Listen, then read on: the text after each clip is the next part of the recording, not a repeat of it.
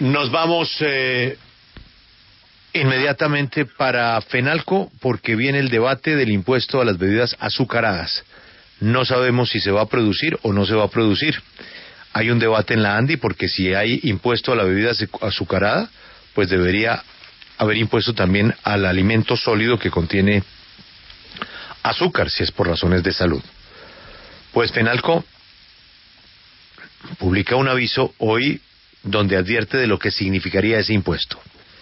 Resumen, Sol.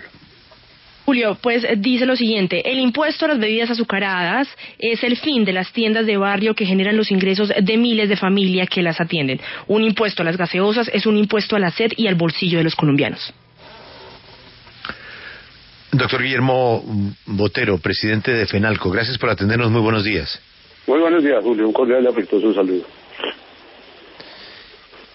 ¿Cómo se puede cubrir un hueco de 40 billones de pesos que tiene el país con una reforma tributaria que escasamente lograría 8 o 9 billones de pesos si ningún sector quiere pagar impuestos? Pero en este caso, usted está advirtiendo o enfrentando al gobierno a la posibilidad de ese impuesto con las tiendas de barrio, y no advierte usted el peligro de salud que hay con el tema de bebidas azucaradas. ¿Eso quiere decir que para usted el impuesto no resuelve el problema de salud de las bebidas azucaradas? Bueno, Julio, yo diría que su afirmación tiene varias aristas y comienzo por la primera. ¿Cómo se puede tapar un hueco de 40 billones de pesos? Pues en primer lugar gastando menos, siendo más asertivo en el gasto, evitando que en las regiones continúen la corrupción de esa manera tan desaforada. Uno lee las declaraciones del gobernador Vélez de La Guajira, el gobernador encargado, y verdaderamente se queda estupefacto. Estudios por 18.000 millones de pesos para medir el impacto del dengue en una región donde no hay dengue. Eso no es nada diferente a corrupción. Entonces, con esa corrupción y con esa manera de desaparecer los dineros en las regiones, pues no hay impuesto que alcance. Y lo segundo es sacando algunos sectores que están en una zona de confort absolutamente inmensa. Yo no quiero aquí hacer un debate sobre algunas personas que tienen, o algunos segmentos de la economía que tienen privilegios, pero yo sí me haría la pregunta de por qué las zonas francas tienen que pagar el 15% de impuestos, mientras el resto de los ciudadanos pagan, de las empresas, pagan el 25 más el 9 de tasa de sobrecree, de sobretasa del CRE, más un 7% adicional. Entonces uno sí se hace varias preguntas. Hay unos sectores llenos de exenciones tributarias y uno se hace la pregunta, ¿por qué va a ser que se tiene que reventar la cuerda por el lado más delgado, por el impuesto más fácil de recaudar, por el impuesto que más evaden? Entonces, esa es la manera como yo considero que hay que atacarlo. Lo que hay que atacar es la evasión del IVA y hacerlo de manera decidida, certera. El ministro y el director de la DIAN lo tienen cuantificado y lo tienen medido. Lo que necesitamos es que actúen y que todo el mundo pague el IVA que debe pagar, pero no en una proporción y en una tasa tan supremamente alta. Doctor Botero, usted en este artículo, pues en este aviso que leímos, dice que es el fin de las tiendas de barrio. Yo quisiera saber realmente por qué es el fin, cuál es la afectación real, porque entendemos cuando la ANDI o las empresas aseguran que, bueno, si suben un impuesto a algo que yo vendo, pues sus ganancias y muchas otras cosas podrían ver afectadas a la empresa como tal que la genera. Pero ¿por qué a la tienda, y usted de dónde puede confirmar que sería el fin de estas tiendas? Pues primero porque nosotros llevamos más de 20 años con el programa Fenaltiendas y tenemos un contacto permanente con 120.000 tenderos que tenemos vinculados a la organización, que no tienen los derechos políticos que tienen los afiliados, pero que sí están vinculados a la organización. Y en las reuniones con ellos, y especialmente en el Día Nacional del Tendero, que realizamos hace unas 4 semanas, ellos fueron los que nos dijeron y los que nos advirtieron, primero de las extorsiones y luego de lo que les impactaría este impuesto. A ellos los impacta las bebidas azucaradas porque gran parte de su ingreso proviene de la venta de gaseosas, en muchísima proporción. Entonces, en la medida en que se disminuye la venta de gaseosas, pues se les disminuye el ingreso. Pero es que la medida tampoco va a venir sola. Ya andan debatiendo subir el impuesto a la cerveza y obviamente que derivan también su sustento de la venta de cerveza. Entre el 60 y el 70% de la cerveza que se consume en Colombia se vende en tienda de barrio. Eso no es cuento ni historia, eso es así. Y el 90% de la cerveza la consumen son las clases populares. Tiene valores nutritivos y no consumida en exceso, pues es una excelente bebida, ni más faltaba, como lo son las gaseosas. Entonces, el problema de obesidad y de demás no está propiamente en las gaseosas, está en una mala práctica alimenticia, está en la vida sedentaria, en fin, en otro sinnúmero de cosas, pues que no es del caso tratarlo aquí porque estamos hablando de reforma tributaria.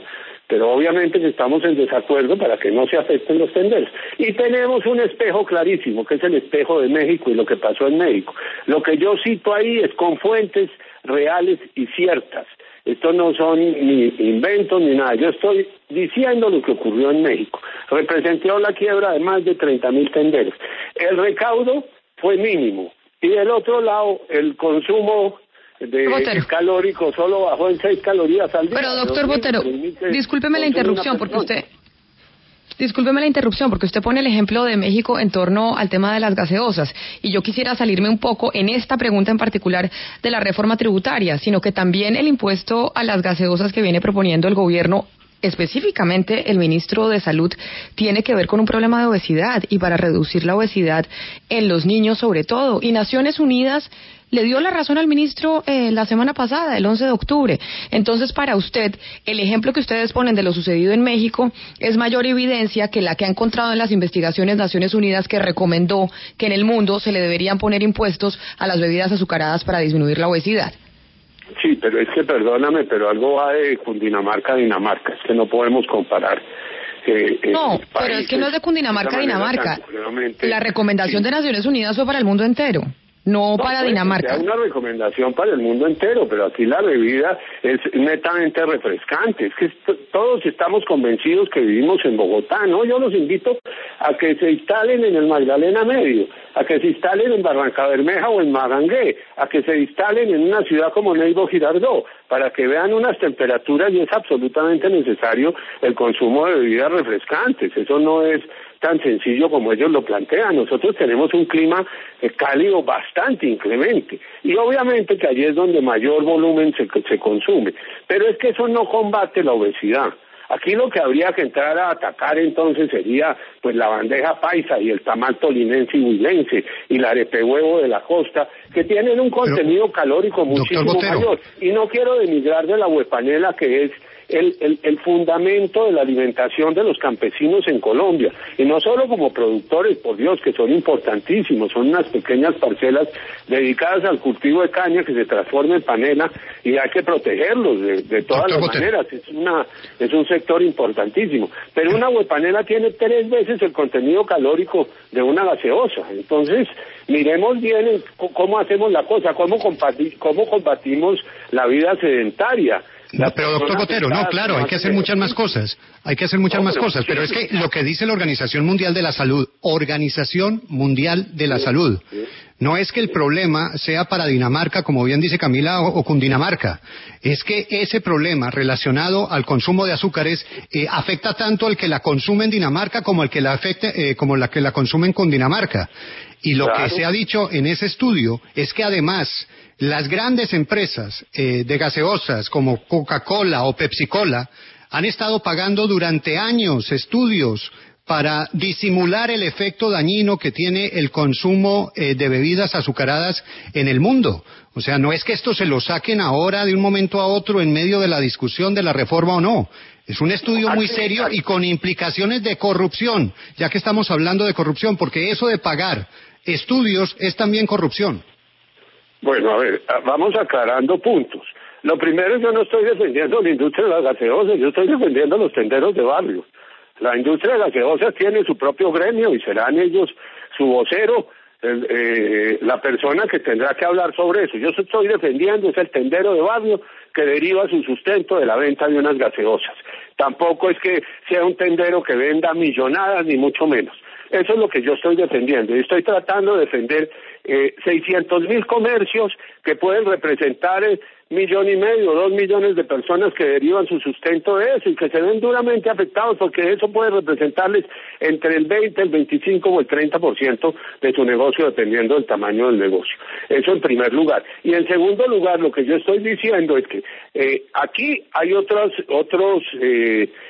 comidas y otras bebidas que contienen muchísimo más calorías que una bebida azucarada, y me refiero a los jugos, jugo de papaya, jugo de piña, jugo de curúa, de cuanto jugo quiera uno, jugo de melón, jugo de naranja, de cuanto jugo quiera uno saber, contiene mucho mayor contenido calórico. Y la huepanera, que es otra bebida fundamental. Ahora, si ya nos vamos a las comidas sólidas, pues ni qué decir. Aquí lo que falta es ejercicio y lo que debía promover el gobierno es eso. Lo que pasa es que aquí quieren mezclar una política de salud pública con una política tributaria. Aquí no hay ningún tema de salud pública. Aquí lo que hay es un tema tributario para echarle más recursos a tratar de tapar el déficit fiscal. Esa es la verdad monda y lironda.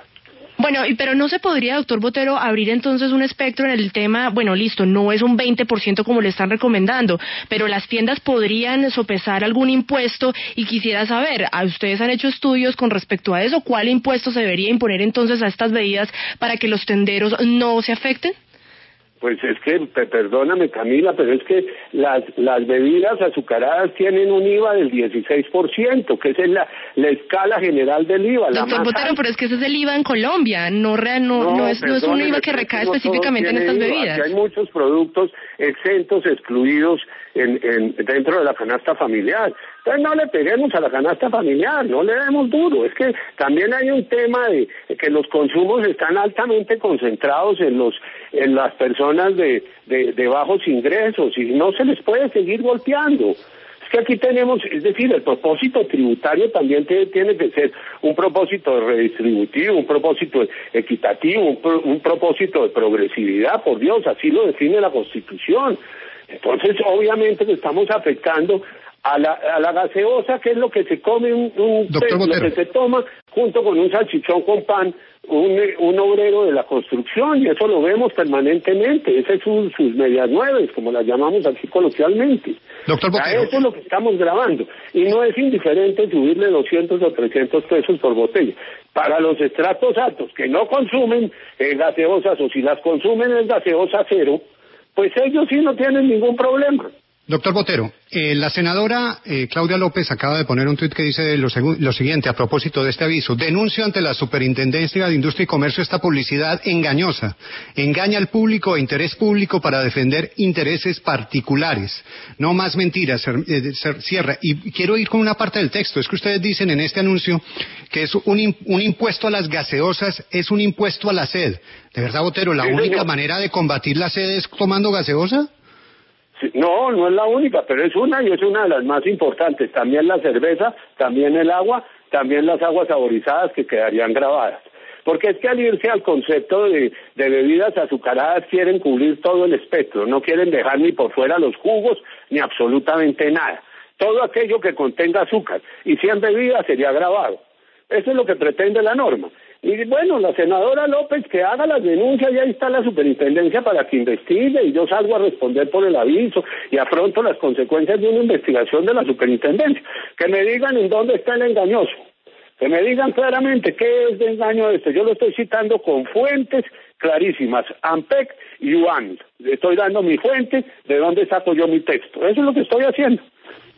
Y no es engañoso. Sí. Doctor Botero, quisiera preguntarle, porque hace unos minutos el ministro de Hacienda, Mauricio Cárdenas, confirmó que la canasta familiar no se grabará con IVA, con el fin de proteger la alimentación y los ingresos de los hogares. El anuncio lo hizo a través de su cuenta en Twitter, y quisiera transmitirle de una vez la inquietud sobre este tema. Ya el gobierno descarta el IVA para los productos de la canasta familiar. ¿Usted cómo recibe este anuncio? No, a ver, hay muchos productos de la canasta familiar que están grabados. No vengamos ahora a la orenona a decir que no están grabados. Sí están grabados, entre ellos las gaseosas, entre ellos las cervezas, entre ellos algunos medicamentos, entre ellos hay todos los productos, todos los alimentos procesados están grabados, ya hacen parte de la canasta familiar. Lo que no está grabado son unos productos básicos, por una sentencia de la Corte Constitucional que lo prohibió. Y ahí no tenemos ninguna ganancia, no es que lo diga el gobierno, es que la Corte Constitucional ya se pronunció sobre eso hace muchísimo tiempo. Entonces, pues, no sé qué es lo que pretende el ministro con un gota a gota todos los días sobre la reforma tributaria, en vez de entregar el articulado para que el país lo conozca. Si es una reforma estructural, pues que nos dejen saber en qué consiste. Pero es increíble que a 2 meses de que se cierren las sesiones ordinarias del Congreso, sabiendo de la urgencia de tramitar este proyecto, los colombianos no sepamos. Es que el 16 de diciembre se cierran las sesiones ordinarias del Congreso y no hay un articulado y nadie sabe absolutamente nada, distinto a una afirmación que hizo en un evento que promovió el Consejo Gremial Nacional, diciendo que iban a grabar con un monotributo a los tenderos colombianos y a los peluqueros. Ese es el único anuncio sobre reforma tributaria que hay oficial. Y sobre no ese... han podido, ni los empresarios, ni los periodistas sacarle una palabra al señor ministro. Mutis por el foro permanentemente. Eso se ha debido socializar, o al menos esa es mi opinión. Sí, señor, pero sobre eso, ¿ustedes cómo lo tomaron? Es decir, no habíamos escuchado a la cabeza como tal de los tenderos con respecto al monotributo. Inicialmente, cuando se dio esta noticia, pues los tenderos saltaron pensando que era un nuevo impuesto o que se les iba a subir el impuesto. Sin embargo, pues el ministro de Hacienda, como usted lo menciona, pues por sus redes sociales y su forma de explicar en el Congreso, asegura que pues esto no es un impuesto adicional, sino simplemente se unifica el IVA y se unifica la renta, por eso es un solo tributo. ¿Esto sí es bueno para los tenderos? ¿Esto sí, de todas las noticias, esta sí la ha tomado bien? Yo le tengo que decir que la idea es buena, yo no estoy en contra de ella. Lo que pasa es que todos sabemos que el diablo está en los detalles. La vez pasada les dio por formalizar a los tenderos. ¿Y sabe qué les hicieron después de que se formalizaron? Los pusieron a entregar medios magnéticos a todos los que se habían formalizado. Yo invito a cualquier colombiano a que llene la información de los medios magnéticos. Es una cosa que requiere de expertos. Eso no soy capaz de hacerlo yo, que tengo una formación académica en derecho tributario. No soy capaz de hacerlo. Es de una complejidad bastante grande. Hay unas personas especializadas en el país que lo hacen. Uno no puede pretender formalizar un tendero de barrio para luego colocarle medios magnéticos. Así no se hace la formalización, y eso fue lo que ocurrió hace algún tiempo cuando se formalizó. Sobre eso hay una profunda desconfianza, pero le concreto la respuesta sobre su pregunta. A mí me gusta en principio, pero el diablo está en los detalles. Yo tendría que ver el texto para saber cuál es verdaderamente el alcance de lo que pretende el ministro, y en principio me gusta todo lo que tienda a la formalización, a la universalización de los impuestos. Todos tenemos que pagar impuestos, todos, absolutamente todos, desde el que recibe menos hasta el que gana muchísimo. Claro que el que recibe menos tiene que pagar muy poquito o nada, pero debe pagar algo. De hecho lo paga siempre con el IVA y con otros impuestos indirectos que hay.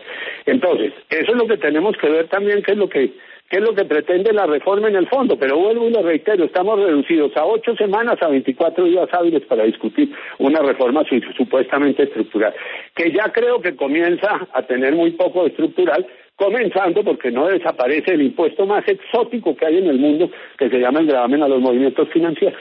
Si uno no desaparece, eso no existe en ningún país del mundo, eso no se conoce, uno lo puede llevar a un caso de estudio a las grandes universidades y se quedan perfectamente aterrados. O sea, doctor Botero, esto es un desastre. No, Julio, esto lo que pasa es que hay que hacerlo, entregar el texto ya, inmediatamente, y no lo van a entregar ni hoy, ni seguramente mañana, ni de pronto pasado, yo no sé cuándo lo quieren entregar, pero esto todos sabíamos que no lo entregaban, era por el plebiscito, pero yo se hubiera aspirado a que el 3 de octubre hubieran entregado el texto. Se ha conocido los resultados de la registraduría, entreguen, y 15 días hubiéramos tenido de tiempo adicional. Por Dios, radíquelo en esa misma semana. Pero es que pasan los días, y yo me reúno con los colegas del Consejo Gremial, ¿alguien sabe algo? No, que dicen que tal cosa, que no, que dicen que tal otra. Y uno no sabe nada. Entonces sí es compleja la situación, desastre tampoco. Los colombianos aquí les fascina pupitrar las reformas tributarias. Espero que no sea una estrategia para que se pase eso rapidito en el Congreso y no haya mucho tiempo de discusión. Aspiraría a que eso no fuera. No lo estoy afirmando, simplemente digo que aspiraría a que eso no fuera. Muchísimas gracias, doctor Botero, de FENALCO, por expresar sus inquietudes a propósito de la noticia tributaria que está por llegar. Ha sido usted muy amable. No, señor, muchas gracias.